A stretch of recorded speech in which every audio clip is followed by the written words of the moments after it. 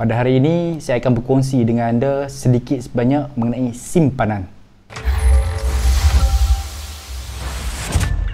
Selalunya, simpanan ni kita dapat daripada wang kita sendiri, seperti daripada gaji, untung bisnes.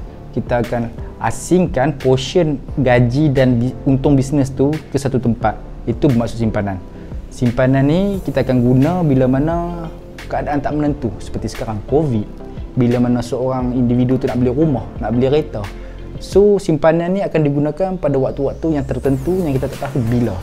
So setiap orang digalakkan, disarankan untuk membuat simpanan agar pada waktu tertentu wang simpanan itu boleh digunakan. Apa yang terjadi kalau anda tak ada simpanan?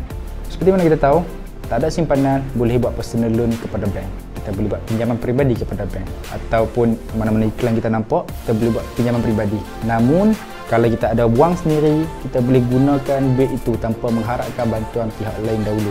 Satu lagi keadaan adalah apabila tempoh pinjaman peribadi itu sehingga 5 tahun, atau ada bank-bank lain offer sehingga 10 tahun. 10 tahun dari tempoh tahun pertama hingga 10 tahun. Anak tu dari tak ada sampai ke 10 tahun, dah jam 4, pinjaman peribadi masih tak dapat dibayar. So bayangkan, adakah anda nak bernasib macam tu, mempunyai pinjaman peribadi sehingga 10 tahun, ataupun anda mempunyai simpanan anda sendiri. Tahun ini Malaysia dilanda COVID. Bila kerajaan mengenakan PKP ni, kita boleh tengok banyak sektor terjejas. Antaranya sektor penerbangan, pelancong tak boleh datang, tak boleh keluar, tak boleh masuk. Perhotelan, customer, pelanggan semua kita tak boleh pergi ke hotel untuk mengelakkan jangkitan COVID ni. Import ekspor barang, COVID ni bukan di Malaysia saja, satu dunia. So kebanyakan bisnes di dunia terjejas. Bayangkan ketika ini anda tiada simpanan, macam mana nasib anda? Seperti mana yang kita tahu, zaman dahulu kala, zaman nenek moyang kita, mereka menyimpan wang bawah bantal, bawah katil, dalam tabung. Mereka buat tabung daripada bulu untuk menyimpan.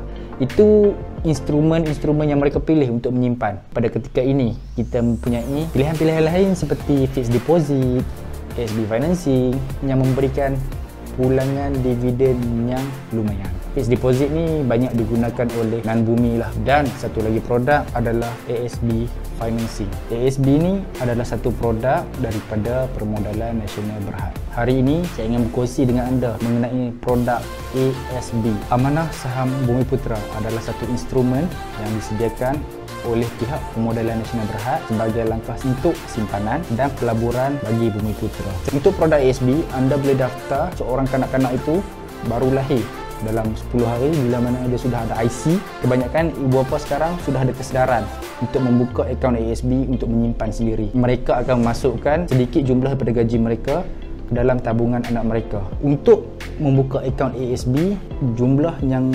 diperlukan adalah hanya RM10. RM10 tu tak ada tolak apa-apa. RM10 yang anda isi borang terus masuk ke akaun, tak ada tolak, tak ada charge. Sehingga Disember 2019, 14.3 juta rakyat Malaysia telah mempunyai akaun ASB. Hampir separuh rakyat Malaysia sudah mempunyai kesedaran mengenai produk ini. Antara teknik yang digunakan untuk ASB financing ada dua, sama ada rolling atau compounding. Rolling ni selalunya digunakan oleh pelanggan bila dia dapat dividen pada hujung tahun, disimpan dari awal tahun, dari bulan Januari sehingga Disember. Jadi pihak PNB akan membayar dividen kepada mereka. Dengan jumlah dividen, dia akan membayar balik setahun terus. Katakan anda membuat ASB financing pada awal tahun 2020, jadi anda bayar pada Januari hingga Disember. Dengan dividen terkumpul pada Januari 2021, anda ambil dividen tu untuk bayar balik bulanan untuk tahun 2021. Jadi teknik ini dinamakan teknik rolling. Teknik yang kedua adalah teknik compounding, di mana dividen yang diberikan oleh PNB anda biar saja. Katakan gaji anda RM1,000,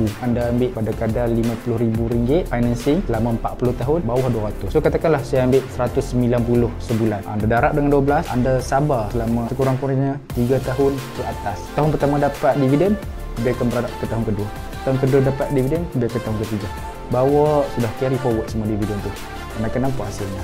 Kelebihan produk ni, dia mempunyai dividen yang tinggi berbanding produk-produk lain. Bagi contoh, tahun lepas PNB umumkan 5.5%. Di mana kita tengok dividen yang diberikan oleh PNB tidak kurang daripada 5.5%. Yang kedua, ASB financing ada takaful.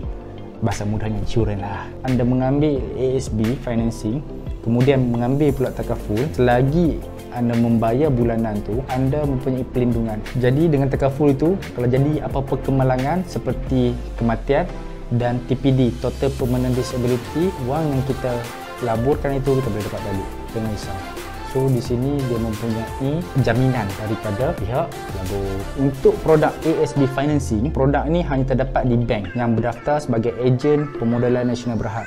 Jadi sekiranya anda berminat nak tahu lebih lanjut tentang kebaikan produk ni ataupun anda cuma nak tahu kelebihan produk ni, anda boleh PM saya.